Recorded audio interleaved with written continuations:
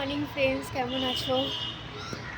আজকে বৃহস্পতিবার, তো ঝড়ের বেগে কাজ করেও সকাল সকাল আর কি পুজো দিতে পারবো না।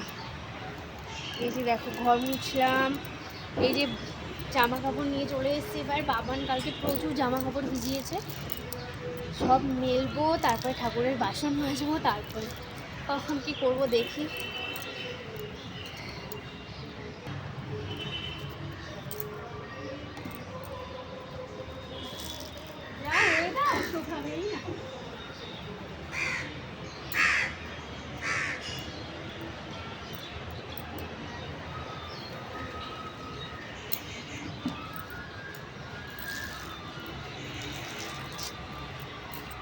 হাফ প্যান্টটাকেও এত ভেজা।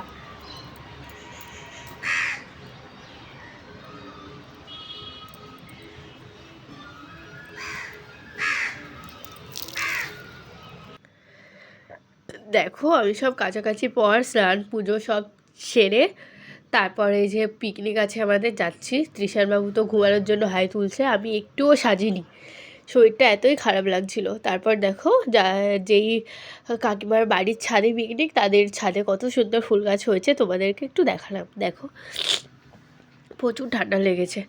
তারপর দেখো, আমাদের পিকনিকে রান্না হচ্ছে, এটা হচ্ছে ফ্রাইড রাইস হবে, তার জন্য এই যে ভাত বসানো হয়েছে। আর কি কি হয়েছে দেখো,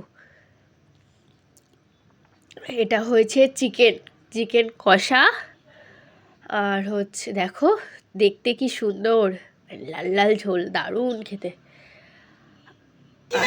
এইদিকে দেখো, ভাতটা হচ্ছে, চিকেন কষাই হয়েছিল আর কিছু না। দেখো করছে, রান্না করছে, আর ওর বউ রান্না করছে, ও একটু হাত লাগাচ্ছে, তাহলে তো হবে না।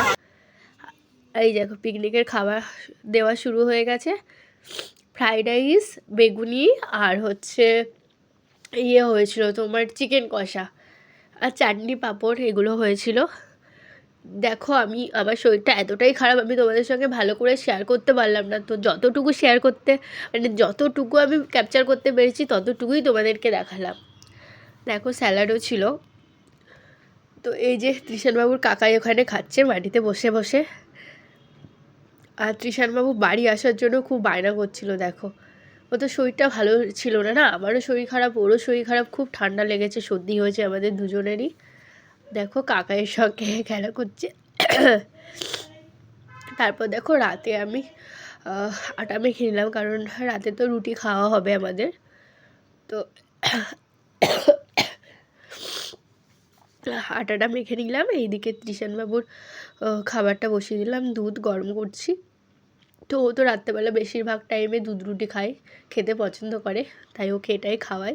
তারপর দেখো, আমি মেথি শাক বার করেছিলাম কালকে রান্না করার জন্য। তো এই যে দিদিটা আমাদের বাড়ি বেড়াতে এসছে, আমার ননদ আর কি, এটা হচ্ছে ননদ।